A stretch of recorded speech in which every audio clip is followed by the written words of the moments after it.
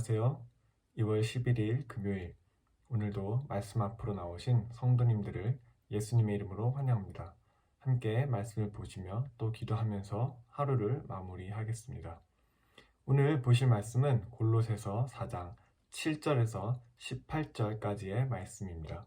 제가 봉독해 드리겠습니다. 두기고가 내 사정을 다 너희에게 알려주리니 그는 사랑받는 형제요 신실한 일꾼이요 주 안에서 함께 종이 된 자니라. 내가 그를 특별히 너희에게 보내는 것은 너희로 우리 사정을 알게 하고 너희 마음을 위로하게 하려 함이라.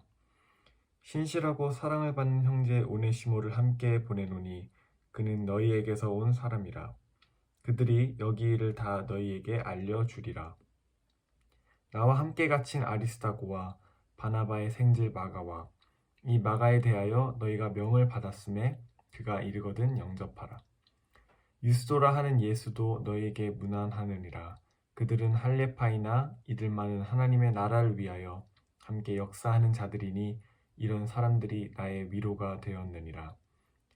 그리스도의 예수의 종인 너희에게서 온 에바브라가 너희에게 문안하느니라. 그가 항상 너희를 위하여 애써 기도하여 너희로 하나님의 모든 뜻 가운데서 완전하고 확신 있게 서기를 구하나니 그가 너희와 라오디게아에 있는 자들과 히에라볼리에 있는 자들을 위하여 많이 수고하는 것을 내가 증언하노라. 사랑을 받는 의사 누가와 또 데마가 너희에게 문안하느니라. 라오디게아에 있는 형제들과 num바와 그 여자의 집에 있는 교회에 문안하고 이 편지를 너희에게서 읽은 후에 라오디게아인의 교회에서도 읽게 하고 또 라오디게아로부터 오는 편지를 너희도 읽으라. 아키뽀에게 이르기를 주 안에서 받은 직분을 삼가 이루라고 하라. 나 바울은 친필로 문안하노니 내가 매인 것을 생각하라. 은혜가 너희에게 있을지어다. 아멘. 네, 어느새 골로새서의 마지막 시간입니다. 작년 10월에 시작한 골로새서를 이제야 마무리하게 되었는데요. 4개월이란 시간 동안 골로새서를 통해서 하나님의 귀하신 은혜를 경험하셨기를 바랍니다. 오늘 본문 말씀은 사도 바울이 골로새 교회에 있는 성도들에게 끝 인사를 전하는 부분입니다. 보시면 아시겠지만 참 많은 이름들이 나오고 있는데요. 오늘은 이 인물들이 한 명 한 명 누구인지 다 설명해 드리기보다 이 인물들이 그리고 또한 사도 바울이 어떠한 방법으로 하나님의 일을 했으며 교회 그리고 형제 자매를 위해 일했는지 보고 또 우리는 그 모습들을 통하여 얻을 수 있는 교훈은 무엇인지 알아보는 시간을 갖도록 하겠습니다. 총 3가지로 정리를 해봤는데요. 하나씩 함께 보시겠습니다. 네, 첫 번째는 위로입니다. 사도 바울은 자신이 쓴 대부분의 편지들 끝 인사에 위로라는 단어를 많이 사용했는데요. 오늘 본문 말씀 8절을 먼저 읽어드리겠습니다. 내가 그를 특별히 너희에게 보내는 것은 너희로 우리 사정을 알게 하고 너희 마음을 위로하게 하려 함이라. 여기서 나오는 그는 바로 두기고인데요. 두기고는 바울의 동역자이자 바울이 사역을 하며 어려운 시간을 보낼 때에 함께 한 사람으로서 골로새에 편지를 보낼 때 같이 골로새로 온 인물입니다. 두기고는 바울과 함께하며 바울의 사정을 다 알고 있었고 본문에서 말하듯이 바울이 하는 사역과 사정에 대해 사람들에게 알게 할 뿐만 아니라 위로를 전하기 위해 보내진 것으로 보입니다. 이것은 두기고에 대한 간단한 설명이고 오늘 저희가 집중해서 보기 원하는 것은 바로 위로라는 단어입니다. 한글 성경으로는 위로라고 되어 있지만 영어 성경에서는 encourage라는 단어, 곧 격려라는 의미를 담긴 단어로 쓰여 있는데요. 위로와 격려에 대한 이해를 돕기 위해 두 단어를 사전에서 한번 찾아봤습니다. 위로는 따뜻한 말이나 행동으로 괴로움을 덜어주거나 슬픔을 달래줌이라는 의미를 갖고 있습니다. 격려는 용기나 의욕이 솟아나도록 북돋아준 이라는 단어이고요. 두 단어 비슷하지만 다른 느낌의 단어들이죠. 성도님들께서는 언제 위로를 받는다고 느끼시나요? 또는 언제 가장 격려가 필요하십니까? 저는 개인적으로 이 두 단어를 보고 제가 호주에 있었을 때 한 사건이 생각이 났습니다. 잠시 제 얘기를 드리자면요. 호주에서 혼자 유학 생활을 하고 있을 때 여러 가지 일들로 꽤나 어려운 시간을 보냈을 때가 있습니다. 제 성격이 또 남에게 제 힘든 점을 잘 얘기하지 않는 편이라서 혼자서 소갈이 할 때가 많았죠. 근데 하루는 교회에서 한 분이 저에게 다가오시더니 이런 말씀을 하셨습니다. 이사가, 너를 위해서 기도하는 사람들이 참 많이 있어. 누구인지는 너가 다 알 수 없겠지만 나를 포함해 많은 사람들이 너를 위해 기도하고 있다는 것을 기억했으면 좋겠구나 라고 말을 해주셨던 기억이 아직도 선명한데요. 거의 10년이 지난 일임에도 저에게는 그때가 참 위로가 격려가 되었던 것으로 기억하고 있습니다. 그래서 지금도 힘들 때면 그래, 나를 위해 기도해주는 사람들이 많이 있다 라며 다시금 마음을 바로 잡고는 하죠. 이처럼 삶을 살다 보면 또 그리고 신앙생활을 하다 보면 어려움을 겪을 때가 많은데 이럴 때 누군가가 곁에서 위로와 격려를 해준다면 다시 용기를 얻고 슬픔을 이겨낼 수 있게 되고는 합니다. 하지만 우리가 보통 생각하기로는 사람이 주는 위로와 격려에는 한계가 있다고 많이들 생각합니다. 틀린 말은 아니죠. 또 어떤 상황에서는 그 누가 위로를 전해도 위로가 되지 않는 상황도 있을 것입니다. 참된 위로는 하나님 안에서 얻을 수 있습니다. 그래서 하나님께서는 우리에게 말씀과 찬양, 예배, 그리고 기도할 수 있는 마음을 주십니다. 이것이 바로 하나님의 마음이라 생각을 하는데요. 하나님은 우리를 사랑하시기에 우리가 힘들 때 위로해 주시는 분이십니다. 그것을 우리가 인지하고 찾고 누리고 있느냐가 중요한 것이죠. 하지만 우리는 인간인지라 가끔은 누군가의 직접적인 손길과 따뜻한 말 한마디가 필요할 때가 있습니다. 너무 힘들어서 하나님이 주시는 위로를 느끼지 못하고 낙심을 하고는 합니다. 그럴 때 우리 교회가, 우리 성도님들 한 분 한 분이 그런 위로자, 격려자가 되었으면 좋겠습니다. 우리가 먼저 하나님의 위로하심을 삶에서 느끼고 경험할 때 그때 우리 주위의 이웃들을 위로하고 격려할 수 있습니다. 하나님의 마음을 우리가 누릴 때 그 하나님의 마음이 위로를 통해 이웃에게 전달이 되는 것이죠. 어려운 상황에 놓여 있는 이들을 발견한다면 따뜻한 말 한마디의 위로를 전해주실 수 있으면 참 좋을 것 같습니다. 그럴 때 하나님의 마음이, 하나님의 위로하심이 전달될 것입니다.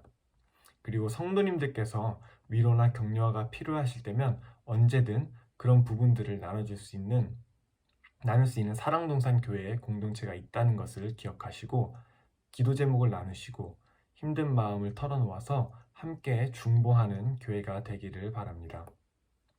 무엇보다 지금 같은 시기에는 이런 위로자가 더욱 필요한 것 같습니다. 그리고 그 역할을 우리 교회가 그리스도인들이 맡아야 할 필요가 있는 것이죠. 네, 두 번째는 기도입니다. 본문 12절 읽어드리겠습니다. 그리스도 예수의 종인 너희에게서 온 에바브라가 너희에게 문안하느니라. 그가 항상 너희를 위하여 애써 기도하여 너희로 하나님의 모든 뜻 가운데서 완전하고 확신 있게 서기를 구하나니. 네, 신뢰가 될 수도 있지만 성도님들께 한번 여쭈어 보기 원합니다. 성도님들의 기도 생활은 어떠신가요? 저는 주일에 예배를 시작하기 전에 앞에서 항상 찬양을 준비를 하는데요. 그때마다 저는 참 감동과 도전을 얻게 되고는 합니다. 성도님들께서 항상 예배 전에 기도로 준비하시는 모습을 보면 너무도 은혜가 되기 때문이죠. 솔직하게 말씀드려서 저는 기도하는 것이 어렵다고 느낄 때가 꽤 있습니다. 제가 개인적으로 더 노력해야 되는 부분이라고 생각을 해서 이 말씀은 저에게 더 도전이 되었으면 하는 의미로 준비를 했던 것 같습니다. 네, 오늘은 성도님들께 영어 단어를 조금 많이 소개해 드리는 것 같아 죄송하지만 유익하기 때문에 말씀드리는 것이니 양해 부탁드립니다. 오늘 본문 12절에서는 에바브라가 골로새 교인들을 위하여 애써 기도한다고 말을 하고 있는데요. 애써를 영어 성경에서는 레슬링이라고 표현하고 있습니다. 이 단어는 굳이 설명 안 드려도 아실 것이라 생각하는데요. 레슬링은 이해하기 쉬운 한국의 문화로는 씨름이라 할 수 있을 것 같습니다. 에바브라가 기도로 씨름을 한다고 바울은 말하고 있습니다. 혹시 씨름하면 떠오르는 성경 인물이 있으신가요? 네, 저는 야곱이 떠오르는데요. 창세기 32장 후반부에 보면 야곱이 야복강에서 어떤 사람이랑 날이 새도록 씨름을 하는 내용이 나옵니다. 야곱은 그 씨름에서 결국 승리를 하게 되죠. 이 정체불명의 어떤 사람은 보통 하나님이라고 해석을 많이 하고 있습니다. 야곱의 이야기와 오늘 말씀에서 중요한 부분은 기도 또한 씨름과 같을 때가 많다는 것을 보여주는 것 같습니다. 저는 씨름을 많이 해보지는 않았습니다. 보시다시피 씨름에 적합한 체형은 아니죠. 하지만 씨름이 엄청난 체력을 요하는 운동인 것은 분명히 알고 있습니다.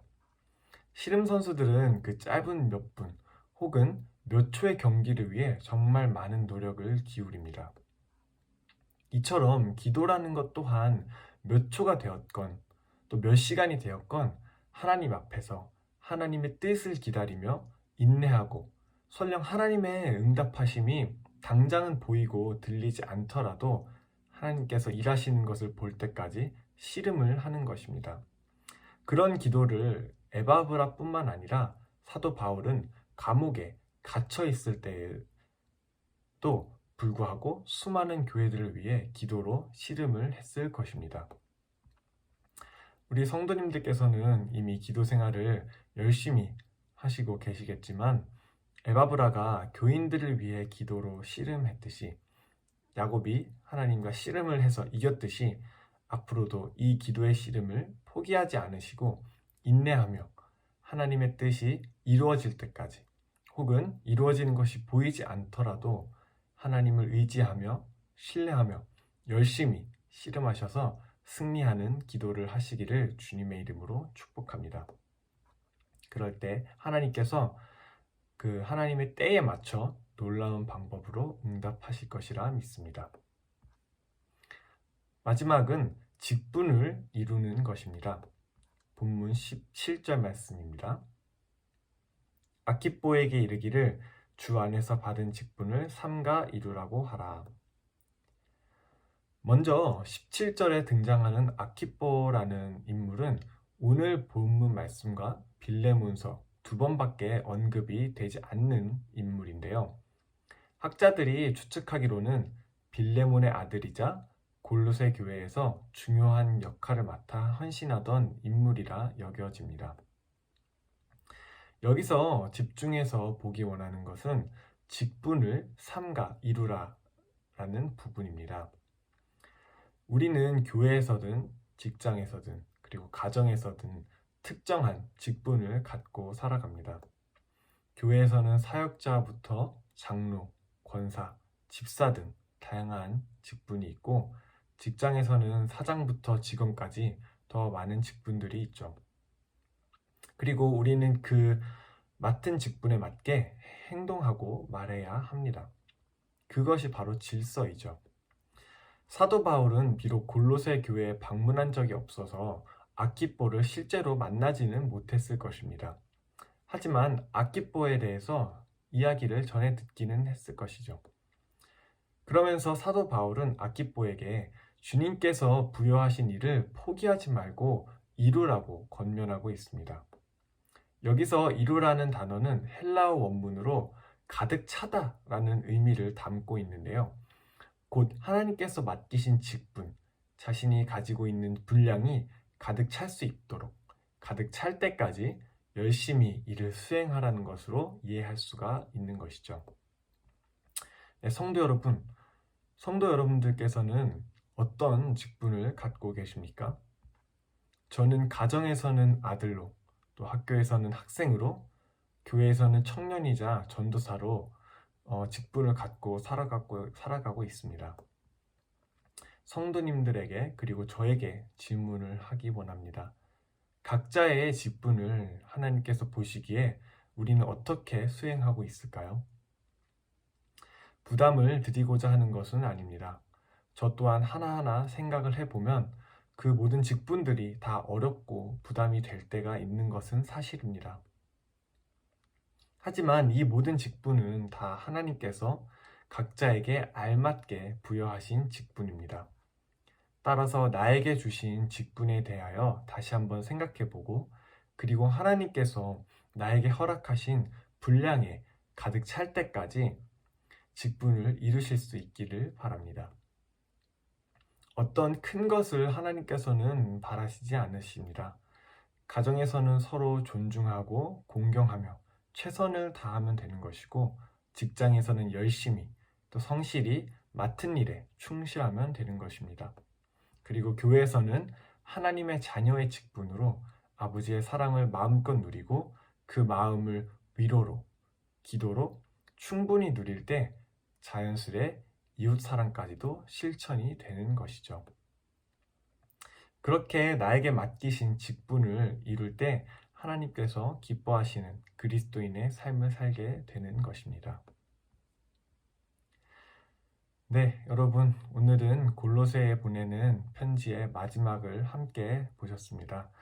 오늘 말씀이 성도님들께 부담이 되지는 않았나 싶네요. 생각하기로는 저에게 먼저 필요한 말씀이자 더 묵상하고 실천해야 할 부분이 많은 것 같습니다.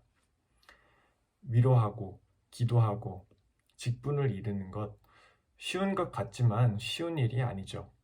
하지만 그렇다고 절대 불가능한 일도 아닙니다. 이전 설교에서도 강조했었지만 이 모든 일은 혼자서의 힘으로, 나의 힘으로는 어렵습니다. 성령님께서 함께 하셔야 하고, 또 우리는 그 도우시는 성령님을 의지해야 하는 것이죠. 무엇보다 오늘 나눈 세 가지는 다른 그 어떤 것들보다 우리 주위에 있는 함께 동역하는 많은 사람들, 그들과 함께 할 때에 비로소 이룰 수 있다고 믿습니다. 사도 바울은 수많은 위험한 상황에서도 함께 동역했던 이들이 있었듯이 우리에게도 함께 삶을 살아가는 많은 이들이 있습니다. 위로와 격려도 대상이 있어야 가능한 것이고, 기도 또한 개인의 기도 제목과 함께 나라를 위한 기도, 교회를 위한 기도, 가정과 이웃을 위한 기도를 꼭 해야 하는 것이죠. 그리고 직분을 이루기 위해서는 나 혼자 열심히 하는 것이 아니라 주위를 둘러보고 섬기며 헌신할 때 이룰 수 있는 것입니다. 네, 사랑하는 사랑동산교회 성도 여러분, 우리 성도님들과 저에게도 이 모든 것을 함께 힘을 합쳐 이루어갈 수 있는, 그래서 나라와 가정 그리고 교회가 회복되는 귀한 하나님의 은혜가 넘치기를 예수님의 이름으로 축복합니다. 그리고 그 은혜를 풍성히 누리시기를 바랍니다. 기도하시겠습니다. 사랑이 많으신 하나님 아버지, 감사합니다. 오늘 이 골로새서를 통해서 하나님께서 우리에게 주시는 교훈을 또 생각해 보게 됩니다. 우리 이웃들을 위해서, 우리 교회를 위해서, 또 나라를 위해서, 가정을 위해서 더욱더 위로하고 기도하고 우리에게 주신 그 직분을 삼가 이룰 수 있는 그런 그리스도인들이 되게 하여 주시옵소서. 그런 일들을 하나님이 보실 때 기쁨으로 실천하고 행동할 수 있는 저희들 되게 하시고, 이 모든 것들을 성령님의 도우심으로 말미암아 감사하며 기쁨으로 실천할 수 있는 저희들 되게 하여 주시옵소서. 오늘도 함께 해주신 예수 그리스도의 이름을 찬양하며 감사드리며 예수님의 이름으로 기도합니다. 아멘.